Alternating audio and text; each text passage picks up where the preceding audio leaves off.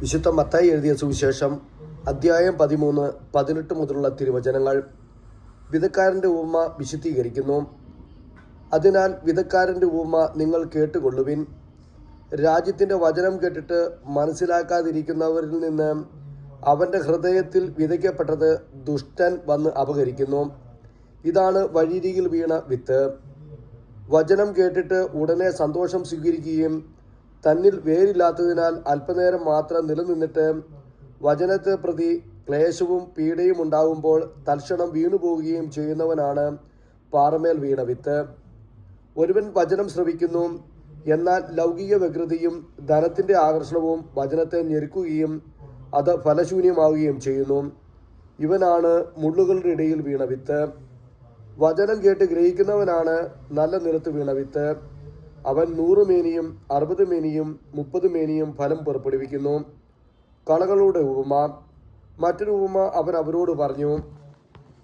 ഒരുവൻ വയലിൽ നല്ല വിത്ത് വിതയ്ക്കുന്നതിനോട് സ്വർഗരാജ്യത്ത് ഉപമിക്കാം. ആളുകൾ ഉറക്കമാവുമ്പോൾ അവൻ്റെ ശത്രു വന്ന് ഗോതമ്പിനിടയിൽ കള വിതച്ചിട്ടു കടന്നു കളഞ്ഞു. ചെടികൾ വളർന്ന് കതിരായപ്പോൾ കളകളും പ്രത്യക്ഷപ്പെട്ടു. വേലക്കാർ ചെന്ന് വീട്ടുടമസ്ഥനോട് ചോദിച്ചു, യജമാനെ, നീ വയലിൽ നല്ല വിത്തല്ലേ വിതച്ചത്? പിന്നെ കളകളുണ്ടായത് എവിടെ നിന്ന്? അവൻ പറഞ്ഞു, ശത്രുവാണ് ഇത് ചെയ്തത്. വേലക്കാർ ചോദിച്ചു, ഞങ്ങൾ പോയി കളകൾ പറിച്ചു കൂട്ടട്ടെ? അവൻ പറഞ്ഞു, വേണ്ട.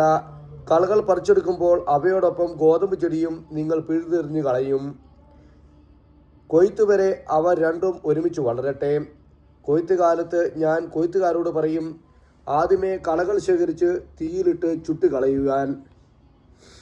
ഗോതമ്പ് എൻ്റെ ധാന്യപ്പുരയിൽ സംഭരിക്കുവിൻ. കടുകുമണിയുടെയും പുളിമാവിൻ്റെയും ഉപമ. വേറൊരു ഉപമ അവൻ അവരോട് പറഞ്ഞു. സ്വർഗരാജ്യം ഒരുവൻ വയലിൽ പാകിയ കടുകുമണിക്ക് സദൃശ്യം. അത് എല്ലാ വിത്തിനേക്കാൾ ചെറുതാണ്. എന്നാൽ വളർന്നു കഴിയുമ്പോൾ അത് മറ്റു ചെടികളേക്കാൾ വലുതായി ആകാശപ്പറവുകൾ വന്ന് അതിൻ്റെ ശിഖരത്തിൽ ചേക്കേറാൻ തക്കവിധം മരമായിത്തീരുന്നു. മറ്റൊരു ഉമ്മ അവൻ അവരോട് പറഞ്ഞു.